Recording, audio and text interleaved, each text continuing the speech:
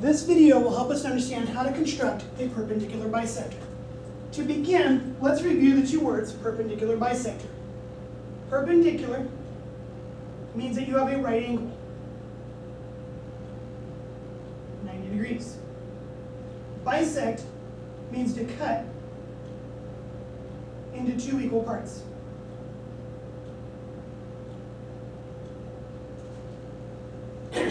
To do this construction, we're going to tie it to the rhombus. Now there's two properties of the rhombus that are going to help us to do this. If it's a rhombus, I know that the diagonals are perpendicular to each other. I also know that in a rhombus, the diagonals bisect each other.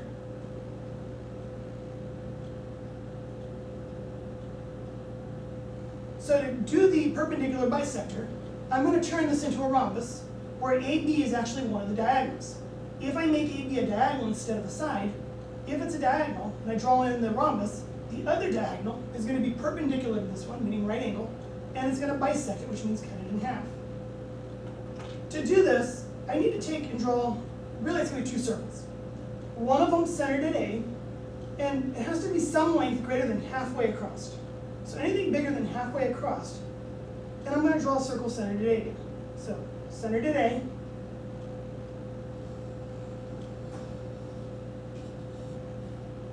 and there's my first circle. These are all the points that are the same distance from A. Now if I take the compass, use the same radius, and now I'm going to draw circles centered at B. So point on B, and draw a circle centered at B. Now these circles are congruent. The first circle represents all the points the same distance from A, and the second circle represents all the points the same distance from B. To be a rhombus, I need the same distance from both. This length, we're going to call it point C, so length AC would be the same length as BC, and it'd be the same length, and we call this point down here D, as BD and AD. Now I know those are true because all of these are the radii of circles. The circles are congruent, which means all the lengths of the radius are the same. So if I draw on the rhombus now,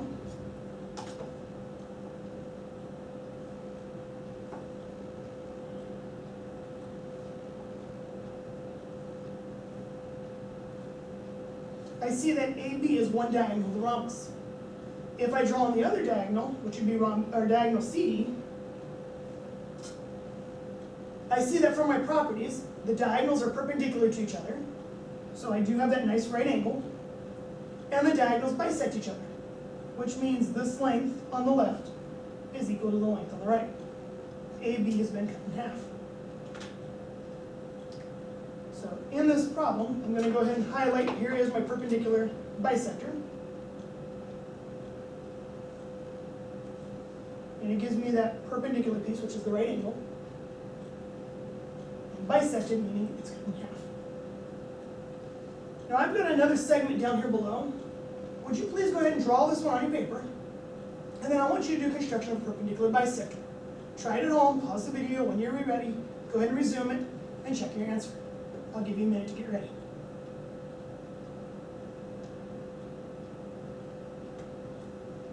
All right, hopefully you've done it at home.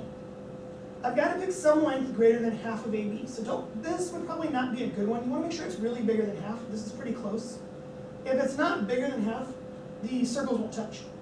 So pick something that's at least halfway across. One circle centered at A. The other circle centered at B. Circle should have the same radius, so don't change your compass. Find where they meet.